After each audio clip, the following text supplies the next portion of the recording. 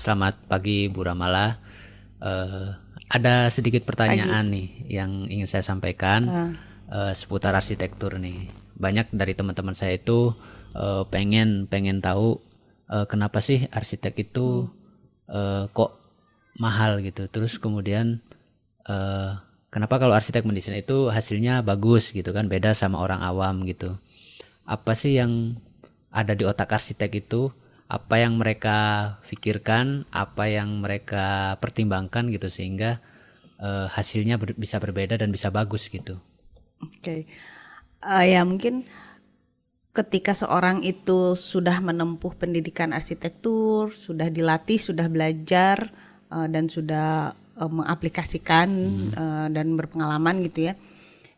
Kita itu setiap bertugas gitu, misalnya merancang sesuatu, kita tuh akan langsung tahu apa saja yang harus dipertimbangkan, apa saja konsekuensi dari setiap keputusan desain yang kita buat. Mungkin itu bedanya dengan yang misal awam dari pengetahuan arsitektur, tapi mungkin bisa-bisa aja gitu ya membuat bangunan atau membuat gambar gitu. Tapi ketika kita diberi misalnya saya mau membuat suatu rumah gitu, nah kita kan langsung tahu apa saja yang harus kumpulkan data, apa saja yang harus dipertimbangkan, apa saja yang kalau saya membuat ruangan di sini, ruangan seperti ini, luasannya apa, semua itu unsur-unsur desain dan unsur-unsur lingkungan, unsur-unsur berbagai macam itu akan langsung kita proses gitu menjadi suatu hasil gitu.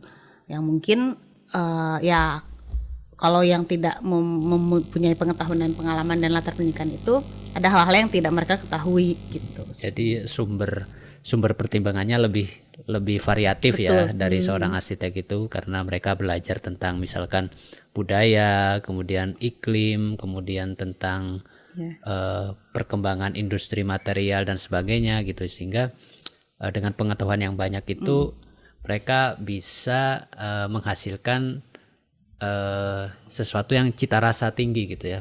Kemudian apakah waktu juga mempengaruhi ya? Biasanya kalau saya lihat tuh orang awam itu berpikirnya itu saya pengen bikin rumah, coret-coret aja kan, jadilah sebuah rumah. Kalau arsitek mungkin bikin rumah nggak akan secepat itu ya. Ya, dia berkali-kali betul, karena itu ya. adalah proses gitu. Jadi kita harus mencoba, nggak selalu satu gitu. Jadi nggak seperti matematika 1+1 sama dengan 2 gitu. Kalau di desain itu bisa ada banyak gitu alternatifnya, dan setiap alternatif itu ada kelebihan, ada kekurangan, dan ada konsekuensi seperti itu. Jadi itulah nanti, yang dicoba-coba kita cari. Nanti dicari dan menghasilkan final output itu yang terbaik gitu ya dari segala percobaan itu gitu ya. Nah biasanya kalau saya nih ya mendesain gitu ya, bikin 1, 2, 3 alternatif gitu, 3 kali percobaan itu udah menurut si klien tuh bagus gitu. Tapi menurut saya masih kurang nih. Saya coba lagi.